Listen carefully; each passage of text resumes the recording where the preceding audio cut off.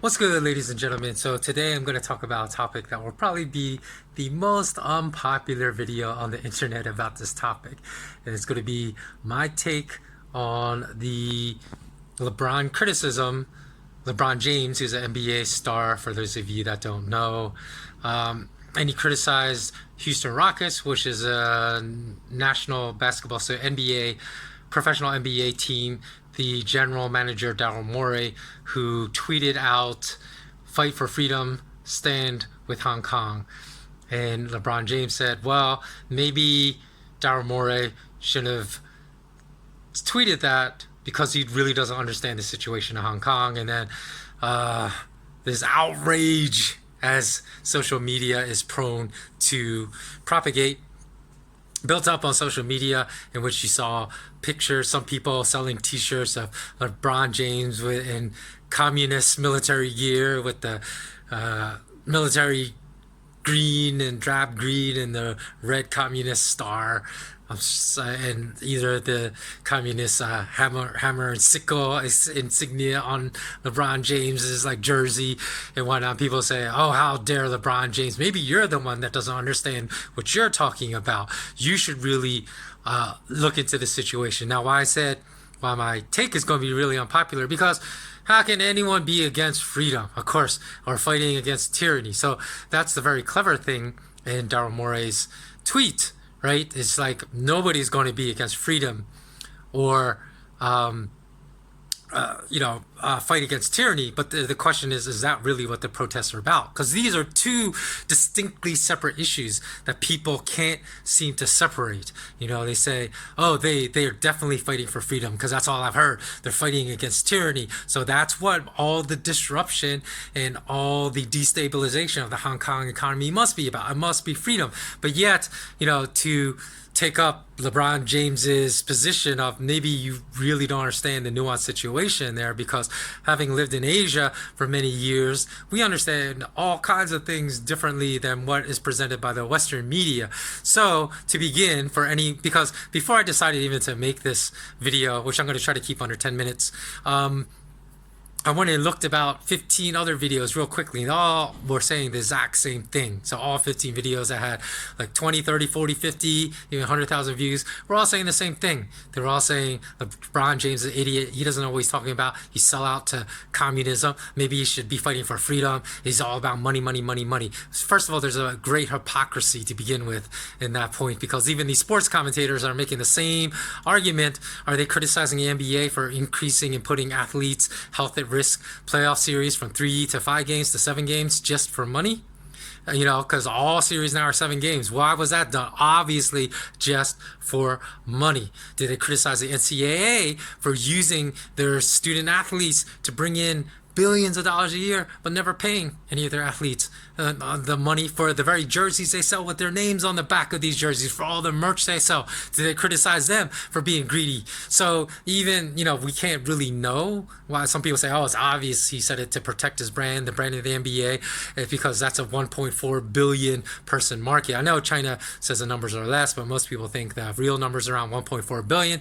Some people estimate that the NBA will lose $300 to $400 million of merch sales and advertising revenue and whatever other agreements they have with China to increase their brand because of this one tweet from Morey. And so people are saying, "Oh, LeBron James is just a sellout for money," but yet they don't criticize the NBA for any of their money grubbing tactics that place their athletes' health at risk. They don't talk about the sleep deprivation issues. A lot of NBA athletes have spoken about how the season is so taxing that a lot of them are sleep deprived and they suffer mental health issues because of that. They don't talk about the chronic, what is the CTE, chronic, what's the T stand, traumatic encephalopathy, the brain damage of the brain slashing around the cerebral spinal fluid and always slamming against the skull from all the impact of defensive linemen and offensive linemen running into each other, like on 70 plays a game. So they don't talk about that.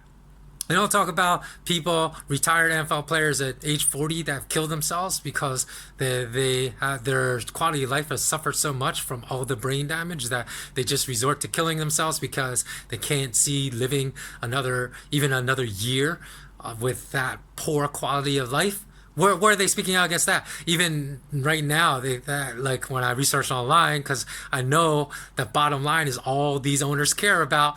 You don't have these commentators ever coming out against the hand that feeds them, but they'll come out against this, even though it's the exact same issue, right? They're saying LeBron is compromising morals for the sake of money, but here's the thing is also there's a lot of other things going on here that people don't understand because it's the same hypocrisy for people that say, oh, how can you be so dumb and naive to believe that? Because again, you sell freedom, who's going to be against freedom, right? Everyone's going to step in. But wasn't that the exact narrative they're selling in Libya? Wasn't that the exact narrative they're selling in Iraq? When people say, oh, no, that's not why you're going in. You're going in there in Libya to protect Francophile interests in the continent of Africa. You're there to protect a lot of people didn't even know that, the French franc is still used in a lot of nations in Africa.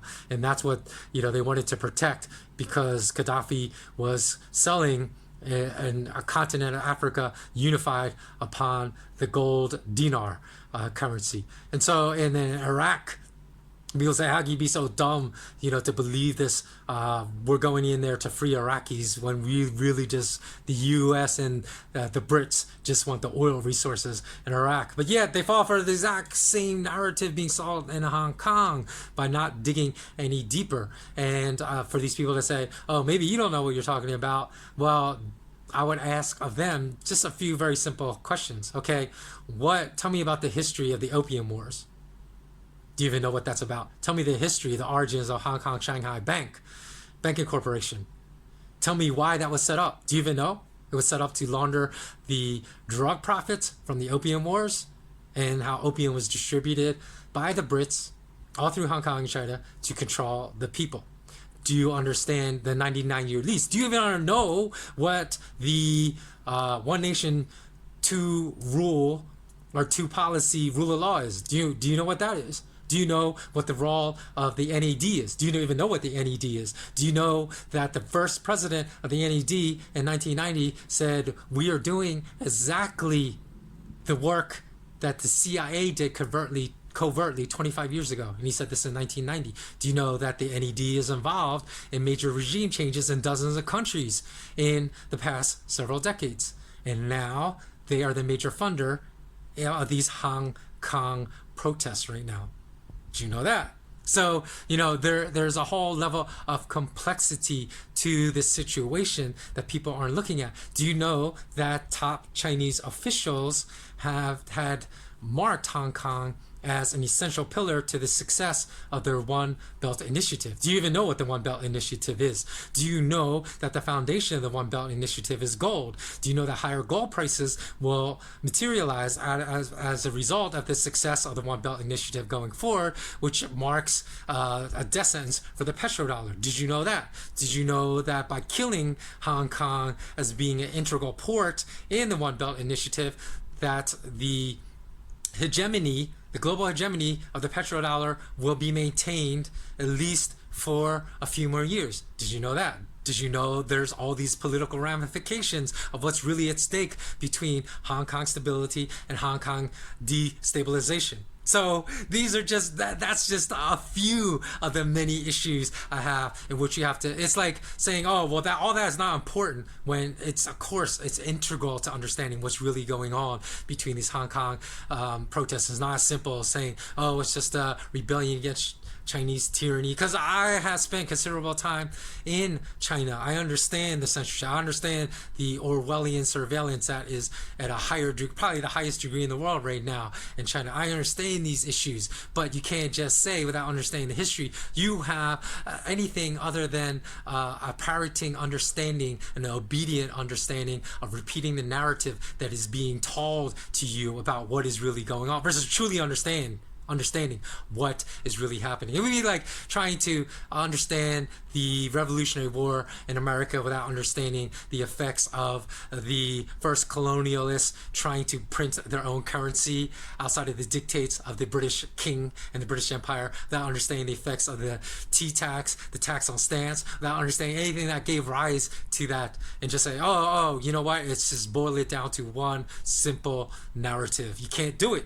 Can't do it. You can't do it in the Hong Kong protest. You can't do it in any war situation. But that's all everyone's doing. So I know mine is the only opinion of this matter that says, yeah, people really don't understand the complexity of the Hong Kong protest. And I know it's going to be really unpopular, so you can go downvote it right now because they'll probably receive a lot of downvotes. But my goal of this channel is only to propagate truth, to propagate the understanding of situations as I best see them. And that is what I'm doing within this very short video. I could probably spend another 30 minutes really telling you what is really going on in Hong Kong, but I think that's enough to really get people started. If you're really interested in understanding truth, two things: always follow the trail of money. Follow the funding. Where is it coming from? What are these organizations? What have they done in the past? That's number one. Number two, always investigate for yourself. Never depend upon mainstream media to understand the truth. You always have to dig for yourself, and how you dig is you follow the money. So that's my advice to anyone really who is sincere about understanding the truth. Okay, that's all. Bless up. Have a beautiful day. Have a beautiful night. I don't care if you downvote this video. I'm still wish blessings for you and for you to have a beautiful rest of the day or evening. And until next time, remain intensely curious. So long.